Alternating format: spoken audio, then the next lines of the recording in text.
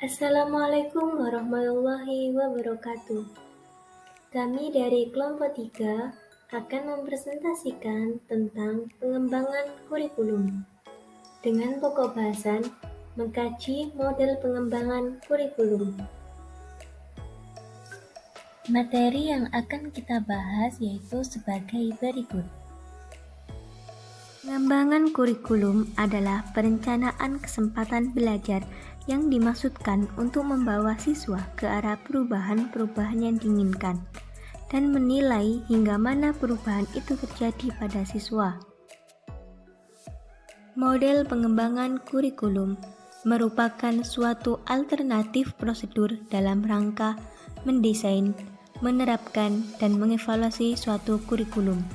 Oleh karena itu, model pengembangan kurikulum harus dapat menggambarkan suatu proses sistem perencanaan pembelajaran yang dapat memenuhi berbagai kebutuhan dan standar keberhasilan pendidikan. Macam-macam model pengembangan kurikulum. Yang pertama, model menurut Rep Taylor. Menurut Taylor, bahwa sangat penting pendapat secara rasional, menganalisis, menginterpretasikan kurikulum dan program pengajaran dari suatu lembaga pendidikan. Menurut Taylor, ada 4 pernyataan. Yang pertama, menentukan tujuan pendidikan. Tujuan pendidikan merupakan arah atau sasaran akhir yang harus dicapai dalam suatu pendidikan. Yang kedua, menentukan tujuan proses pendidikan, yaitu salah satu aspek yang harus diperhatikan dalam penentukan proses pembelajaran. Yang ketiga, menentukan organisasi pengalaman belajar. Pengalaman belajar sangat dipengaruhi oleh tahap-tahap dan isi belajar. Yang keempat, menentukan evaluasi belajar. Dalam menentukan evaluasi belajar, hendaknya mengacu pada tujuan pembelajaran. Bagan model Rep Taylor. Yang pertama yaitu objektif, atau bisa dikatakan menentukan tujuan pendidikan. Tujuan pendidikan merupakan arah atau sasaran akhir yang harus dicapai dalam program pendidikan dan pembelajaran. Tujuan pendidikan ini harus menggambarkan perilaku akhir setelah peserta didik mengikuti program pendidikan, sehingga tujuan tersebut harus dirumuskan secara jelas sampai pada rumusan tujuan khusus, guna mempermudah pencapaian tujuan tersebut. Setelah penetapan tujuan, selanjutnya yaitu selective learning experiences, atau menentukan proses pengalaman belajar. Proses pengalaman belajar ini yaitu pengalaman apa yang cocok dilakukan untuk mencapai tujuan tersebut. Salah satu aspek yang harus diperhatikan dalam penentuan pengalaman belajar adalah persepsi dan latar belakang kemampuan peserta didik. Hal ini agar mereka dapat mengadakan reaksi mental dan emosional maupun dalam bentuk kelakuan. Setelah proses pembelajaran ditentukan atau pengalaman belajar tersebut sudah selesai dilakukan, selanjutnya yaitu organizing learning experiences, yaitu menentukan organisasi pengalaman belajar. Pengalaman belajar di organisasi ini yaitu pengalaman belajar di dalamnya mencakup tahap-tahapan belajar dan isi atau mental belajar. Bahan yang harus dipelajari peserta didik dalam pengalaman belajar yaitu apa yang harus dilakukan, diorganisasikan sedemikian rupa sehingga dapat mempermudah pencapaian tujuan. Langkah selanjutnya yang harus dilakukan yaitu evaluasi, yaitu kita mencari evaluasi yang cocok digunakan di model Rep Taylor ini.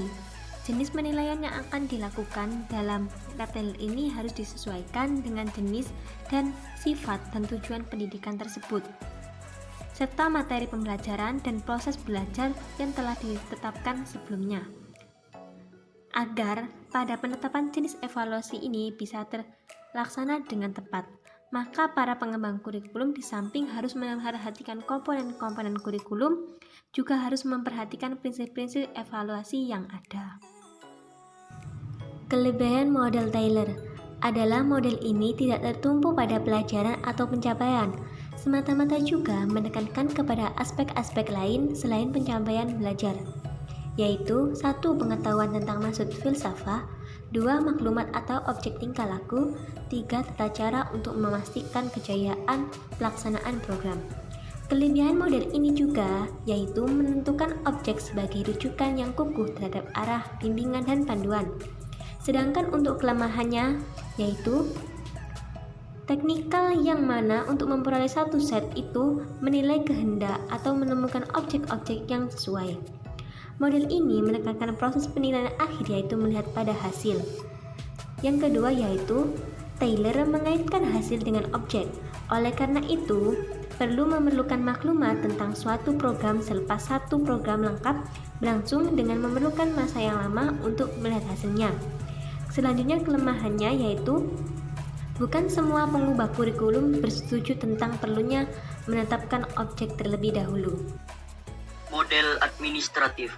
Pengembangan kurikulum ini disebut juga dengan istilah dari atas ke bawah atau staff lini, yang artinya dalam pengembangan kurikulum ini terdapat beberapa langkah-langkah secara prosedural yang harus ditempuh dengan dibantu oleh beberapa tim tertentu. Langkah pertama adalah pembentukan ide awal yang dilaksanakan oleh para pejabat tingkat atas yang membuat keputusan dan kebijakan yang berkaitan dengan pengembangan kurikulum. Tim ini sekaligus sebagai tim pengarah dalam pengembangan kurikulum. Langkah kedua adalah pembentukan suatu tim panitia pelaksana atau komisi untuk mengembangkan kurikulum yang didukung oleh beberapa anggota yang terdiri dari para ahli, tim pelaksana pendidikan, dan pihak dunia kerja. Tim ini bertugas untuk mengembangkan konsep-konsep umum, landasan, rujukan, maupun strategi pengembangan kurikulum yang selanjutnya menyusun kurikulum secara operasional berkaitan dengan pengembangan atau perumusan tujuan pendidikan maupun pembelajaran. Langkah ketiga, kurikulum yang sudah selesai disusun kemudian diajukan untuk diperiksa dan diperbaiki oleh tim pengarah.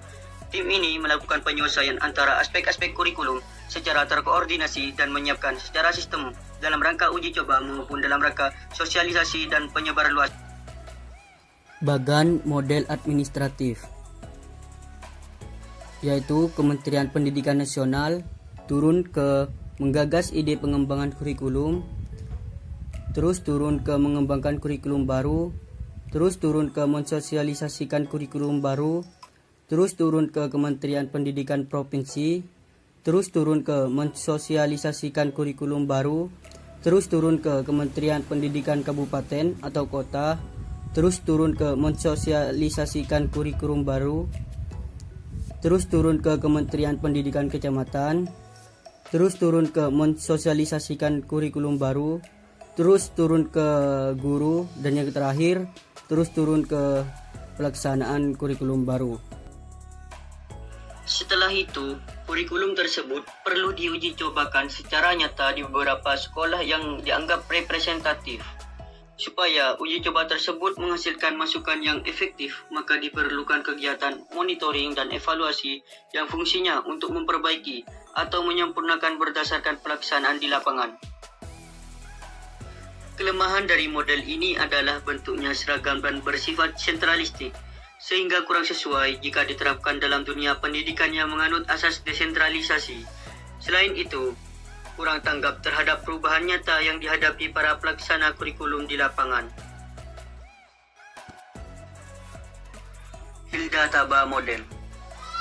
Pengembangan kurikulum Taba adalah model yang memodifikasi model dasar Taylor. Adapun langkah-langkah dalam proses pengembangan kurikulum Taba adalah diagnosis kebutuhan, formulasi pokok-pokok, seleksi isi, organisasi isi, seleksi pengalaman belajar, organisasi pengalaman belajar, dan penentuan tentang apa yang harus dievaluasi dan cara untuk melakukannya. Kelebihan rasional model. Yang pertama, menghindari kebingungan di mana para pendidik dan para pengembang kurikulum memberikan suatu jalan yang tidak berbelit-belit. Yang kedua, model ini membuat para pengembang kurikulum bisa berpikir serius tentang tugas mereka. Yang ketiga, dengan tata urutan pengembangan kurikulum dari tujuan, formulasi isi, aktivitas belajar, sampai pada evaluasi sejauh mana tujuan-tujuan tersebut dicapai, merupakan daya tarik tersendiri dari model ini. Kelemahan rasional model. Yang pertama, latar belakang pengalaman dan kurangnya persiapan diri. dari seorang pendidik untuk berpikir dan mengembangkan pemikirannya secara logis dan sistematis akan dapat mengalami kesulitan dalam menggunakan rasional model. 2. Kurang jelasnya hakikat belajar mengajar, karena seringkali pembelajaran justru terjadi di luar tujuan-tujuan tersebut. Yang ketiga, terlalu berlebihan menekankan pada formula hasil seperti mementingkan tujuan perilaku. Bagan model Hilda Taba, yaitu produksi unit-unit eksperimen oleh guru-guru terbagi menjadi 1. Mendiagnosis kebutuhan, 2. Merumuskan tujuan-tujuan, 3. Memilih isi, 4. Mengorganisasikan isi, 5. Memilih pengalaman belajar, 6. Mengorganisasikan pengalaman belajar, 7. Mengadakan evaluasi, 8. Melihat urutan dan keseimbangan. Dari produksi unit-unit eksperimen oleh guru, yaitu turun ke menguji unit eksperimen, turun ke mengadakan revisi dan konsolidasi, dan yang terakhir turun ke pengembangan kerangka keseluruhan kurikulum. Model Piukam System. Langkah pengembangan kurikulum. Yang pertama, menetapkan area atau lingkup wilayah yang akan dicakup oleh kurikulum tersebut. Yang kedua, menetapkan personalia, yaitu siapa saja yang turut serta dalam pengembangan kurikulum.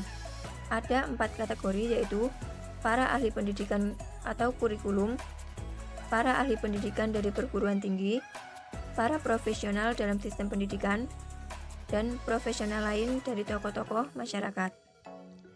Yang ketiga, organisasi dan prosedur pengembangan kurikulum. Langkah ini berkenaan dengan prosedur yang harus ditempuh dalam merumuskan tujuan umum dan tujuan lebih khusus, memilih isi, pengalaman belajar, serta kegiatan evaluasi, dan dalam menentukan keseluruhan desain kurikulum.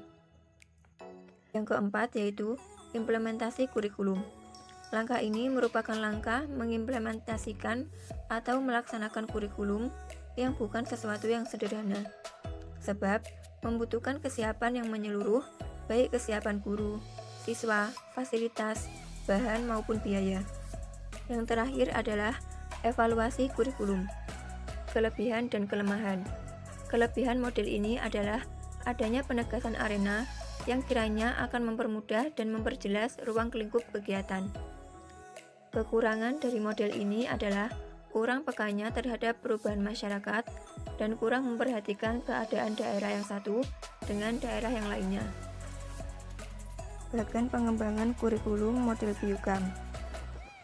Menetapkan lokasi pilot proyek pengembangan kurikulum, lalu menetapkan personalia pengembangan kurikulum atau ahli kurikulum, pakar guru terpilih, pakar pendidikan, masyarakat luar tertentu. Lalu pengorganisasian proyek menjadi 5 tim.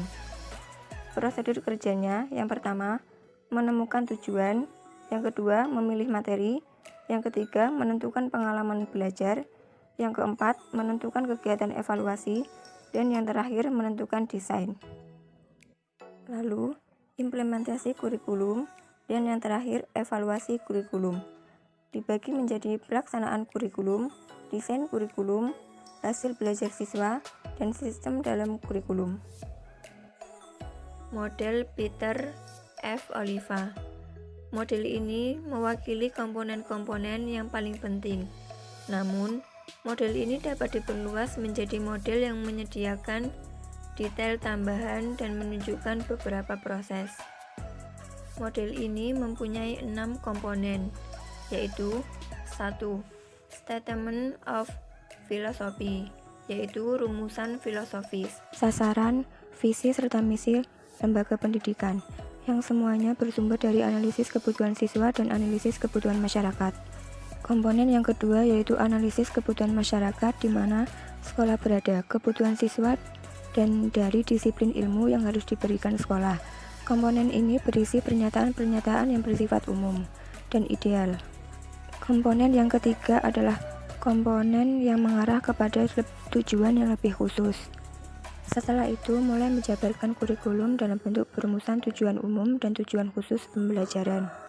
Setelah itu, menetapkan tujuan. Selanjutnya, menetapkan strategi pembelajaran yang dimungkinkan dapat mencapai tujuan. Setelah itu, diteruskan mengimplementasikan strategi pembelajaran. Setelah strategi pembelajaran, kemudian menyempurnakan alat atau teknik penilaian dengan menerapkan komponen. Setelah penerapan alat dan teknik penilaian itu, selanjutnya dilakukan evaluasi terhadap pembelajaran dan evaluasi kurikulum. Kelebihan dan kekurangan. Yang pertama, kelebihan. 1. Dapat digunakan untuk menyempurnakan kurikulum, membuat keputusan dalam merancang atau program kurikulum, dan mengembangkan program pembelajaran secara lebih khusus.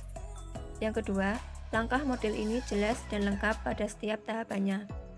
Yang ketiga, semua terlibat aktif dalam penerapannya. Kekurangan model ini yaitu 1.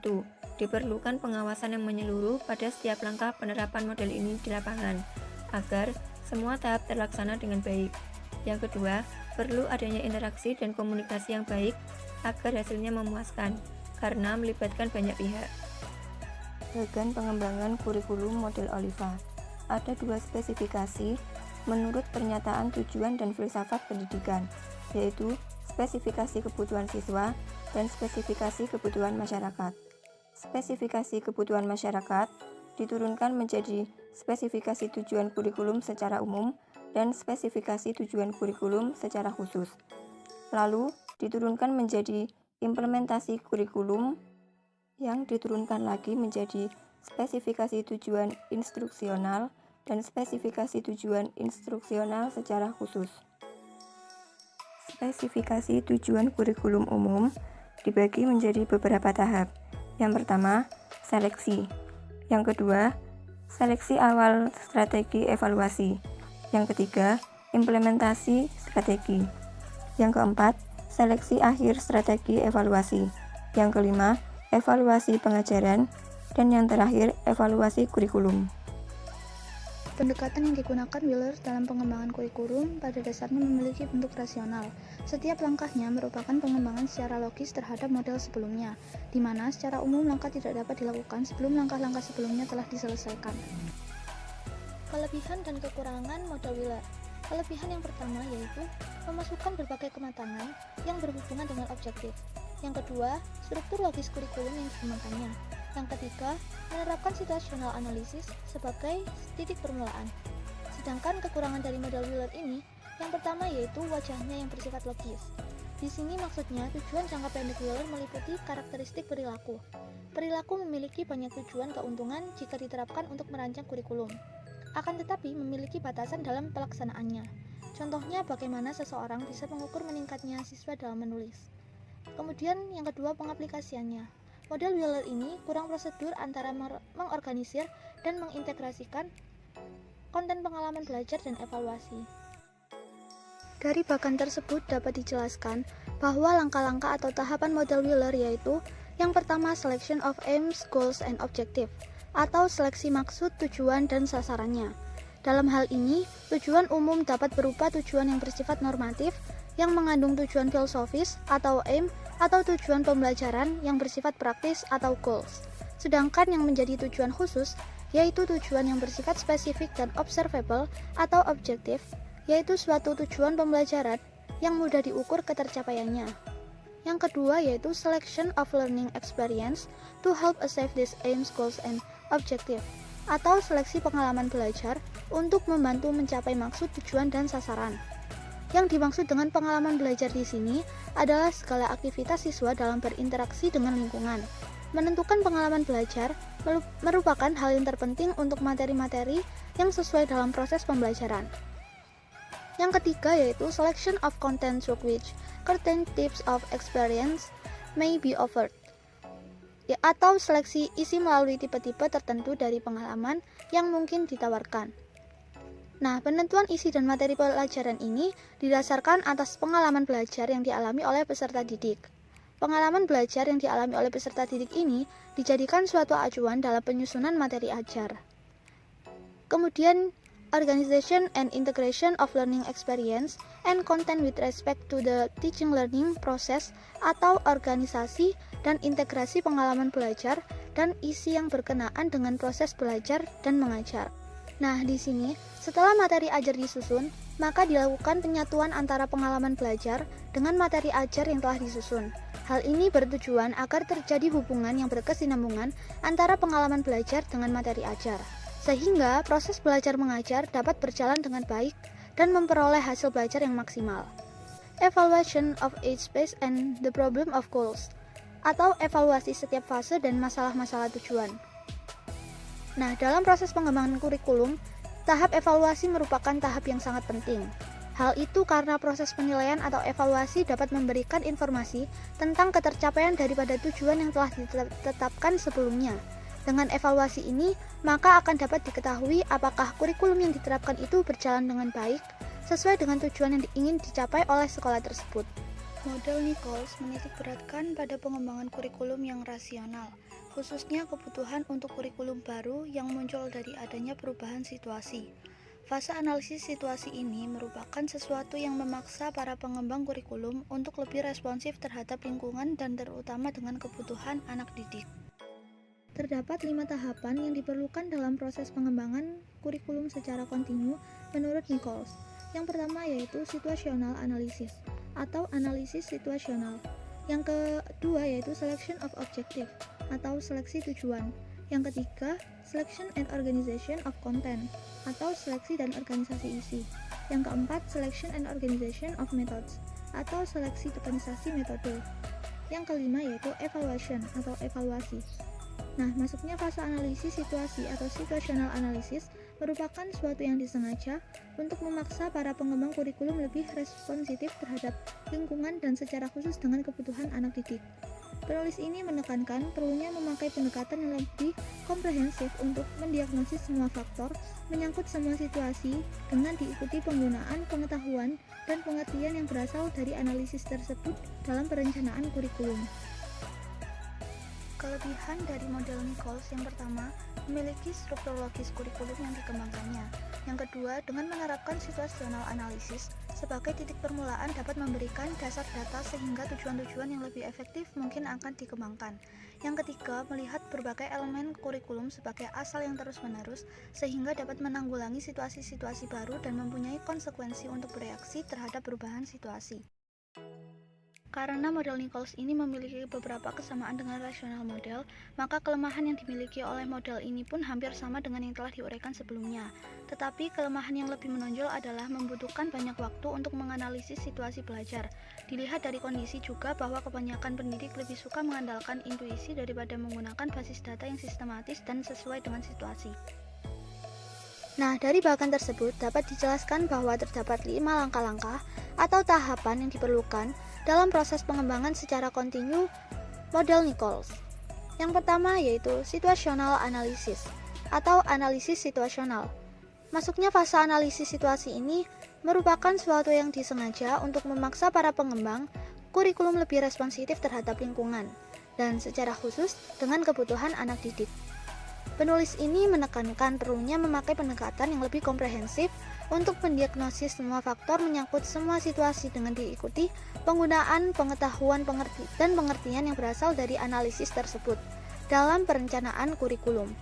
Yang kedua yaitu selection of objective atau seleksi tujuan. Nah, tujuan ini yaitu menentukan arah yang harus dicapai dalam program pengembangan kurikulum. Tujuan ini dirumuskan secara jelas dan runtut guna mempermudah pencapaian pengembangan kurikulum tersebut. Yang ketiga, selection and organization of content atau seleksi dan organisasi isi. Dalam menyusun kurikulum, terutama terkait dengan bentuk penyajian bahan pelajaran atau isi atau organisasi kurikulum, ada 2 organisasi kurikulum yang bisa menjadi pilihan, yaitu kurikulum berdasarkan mata pelajaran dan kurikulum terpadu. Nah, seleksi isi ini harus berdasarkan pengalaman belajar peserta didik. Kemudian yang keempat, selection and organization of methods atau seleksi dan organisasi metode. Nah, setelah menyeleksi isi-isi atau bahan yang akan dikembangkan dalam kurikulum, selanjutnya akan menggunakan metode agar siswa dapat memperoleh gambaran yang lebih komprehensif tentang taraf pencapaian tujuan pendidikan. Kemudian yang kelima yaitu evaluation atau evaluasi. Nah, di sini dapat digunakan dalam rangka penyesuaian dengan kebutuhan, perkembangan ilmu pengetahuan, dan kemajuan teknologi. Agar penetapan evaluasi bisa tepat, maka para pengembang kurikulum harus memperhatikan komponen-komponen kurikulum lainnya. Kemudian juga harus memperhatikan prinsip-prinsip evaluasi yang ada. Model Skillback. Malcolm Skillback, Direktur Pusat Pengembangan Kurikulum Australia, mengembangkan suatu interaksi alternatif atau model dinamis bagi suatu interaksi. Dalam sebuah artikelnya, Skillback menganjurkan suatu pendekatan dan pengembangan kurikulum pada tingkat sekolah. Model dinamis atau interaktif, dynamic or interactive model, menetapkan pengembangan kurikulum harus mendahulukan suatu elemen kurikulum dan memulainya dengan suatu dari urutan telah ditentukan dan dianjurkan oleh model rasional. Menurut Skillback, langkah-langkah pengembangan kurikulum adalah sebagai berikut. 1. Menganalisis sesuatu. 2. Memformulasikan tujuan. 3. Menyusun program. 4. Interpretasi dan implementasi. 5. Monitoring, feedback, penilaian, dan rekonstruksi. Kelebihan dari model Skillback. Yang pertama, memiliki prosedur yang lebih realistis dan fleksibel. Yang kedua, pengembang lebih bebas dan menjadi lebih kreatif. Kelemahan dari model Skillback. Yang pertama, dalam pelaksanaannya akan cukup membingungkan karena pendekatannya tidak sistematis. Yang kedua, kurangnya penekanan dalam menempatkan pembangunan dan penggunaan objektif. 3. Dengan tidak mengikuti susunan yang logis dalam pengembangan kurikulum, para pengembang hanya membuang-buang waktu. Bagan model Skillback. Yang pertama yaitu analisis situasi. Analisis situasi ini bertujuan untuk mengumpulkan informasi yang mencakup jenis dan bentuk kegiatan, pihak yang terlibat, tindakan dan strategi dalam melaksanakan program. Langkah yang kedua yaitu merumuskan tujuan. Rumusan yang luas mengenai hasil-hasil yang diinginkan. Langkah yang ketiga yaitu membuat program. Program ini berdasarkan dari hasil analisis situasi dan perumusan tujuan. Langkah yang keempat yaitu interpretasi dan implementasi. Interpretasi ini menjelaskan atau memberikan gambaran tentang program yang dilanjutkan dengan implementasi yang merupakan pelaksanaan dari program yang sudah disusun secara matang. Langkah yang kelima yaitu monitoring, umpan balik, asesmen, dan rekonstruksi. Monitoring di sini yaitu melakukan pemantauan. Pemantauan ini akan menghasilkan umpan balik atau feedback untuk mengetahui program ini berhasil atau tidak. Selanjutnya dilanjutkan dengan asesmen. Asesmen ini adalah upaya untuk mendapatkan data atau informasi seberapa baik kinerja. Dan yang terakhir yaitu rekonstruksi. Rekonstruksi ini adalah penyusunan kembali dari bahan yang ada. Model Seiler. Model ini membentuk proses perencanaan kurikulum. Untuk mengerti model ini, kita harus menganalisa konsep kurikulum dan konsep rencana kurikulum mereka. Kurikulum menurut mereka adalah sebuah rencana yang menyediakan kesempatan belajar bagi orang yang akan dididik. Model ini menunjukkan bahwa perencana kurikulum mulai dengan menentukan atau menetapkan tujuan sasaran pendidikan yang khusus dan utama yang akan mereka capai. Langkah-langkah pengembangan kurikulum model Seiler. Langkah pertama, refleksi awal. Refleksi awal merupakan kegiatan penjajakan yang dimanfaatkan untuk mengumpulkan informasi tentang situasi-situasi yang relevan dengan tema penelitian. Langkah kedua, penyusunan perencanaan. Penyusunan perencanaan didasarkan pada hasil penjajakan refleksi awal. Langkah ketiga, pelaksanaan tindakan. Pelaksanaan tindakan menyangkut apa yang dilakukan peneliti sebagai upaya perbaikan, peningkatan, atau perubahan yang dilaksanakan berpedoman pada rencana tindakan. Langkah keempat, observasi atau pengamatan. Kegiatan observasi dalam PTK dapat disejajarkan dengan kegiatan pengumpulan data dalam penelitian formal. Langkah kelima, refleksi. Pada dasarnya, kegiatan refleksi merupakan kegiatan analisis, sintesis, interpretasi terhadap semua informasi yang diperoleh saat kegiatan tindakan. Bagan model Seiler. Langkah yang pertama yaitu perancangan kurikulum. Perancangan kurikulum di sini adalah untuk menentukan tujuan utama beserta cara-cara untuk mencapai tujuan. Langkah kedua yaitu implementasi kurikulum. Implementasi kurikulum di sini adalah suatu tindakan atau pelaksanaan dari sebuah rencana yang sudah disusun secara terperinci. Selanjutnya, langkah yang ketiga yaitu evaluasi kurikulum. Evaluasi kurikulum ini adalah kegiatan sistematis untuk menilai rancangan, implementasi, produk, dan dampak suatu kurikulum. Kelebihan dari model Saylor. 1. Kurikulum dapat digunakan sebagai rencana kegiatan pembelajaran. Ini sebagai satu rencana yang dikembangkan untuk mendukung proses belajar mengajar di dalam arahan dan bimbingan sekolah, akademi atau universitas dan para anggota stafnya. 2. Kurikulum dapat digunakan untuk mempengaruhi proses belajar. Proses belajar di sini baik yang berlangsung di kelas, di halaman maupun yang ada di luar sekolah seperti di lingkungan masyarakat. 3. Kurikulum dapat digunakan sebagai tujuan hasil pembelajaran. Menempatkan kekuatan-kekuatan fundamental yang peka sekali, karena hasil yang diinginkan tidak hanya sangat mempengaruhi bentuk kurikulum, tetapi memberikan arah dan fokus untuk seluruh program pendidikan. 4. Kurikulum dapat digunakan sebagai hasil belajar. Semua rencana hasil belajar yang merupakan tanggung jawab sekolah adalah kurikulum, maka belajar yang diharapkan dapat tercapai. Yang kelima, kurikulum dapat digunakan sebagai evaluasi pembelajaran. Ini ditujukan untuk melakukan evaluasi terhadap belajar siswa maupun keefektifan kurikulum dan pembelajaran. Yang keenam, kurikulum merupakan pengalaman belajar. Pengalaman belajar bagi siswa dan pedoman penyelenggaraan kegiatan belajar mengajar bagi semua pihak di sekolah, sehingga siswa dapat berkembang untuk mencapai tujuan pendidikan.